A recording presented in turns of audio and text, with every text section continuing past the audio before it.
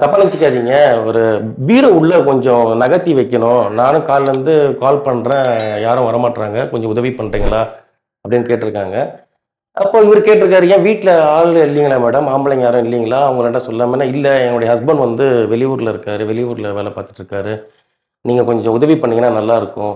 கொஞ்சம் வந்து எனக்கு தள்ளி மட்டும் வச்சுட்டு போயிடுங்களேன். நான் அதுக்கு உண்டான பணமும் உங்களுக்கு குடுத்துர்றேன்" அப்படின்ட்டுருக்காங்க. சரி இவரு ஹெல்ப் கேட்கறாங்களேன்னு சொல்லிட்டு இறங்கி போயிருக்காரு. அந்த வீட்ல யாருமே இல்ல. இவங்க இந்த லேடி மட்டும் தான் தனியா இருக்காங்க.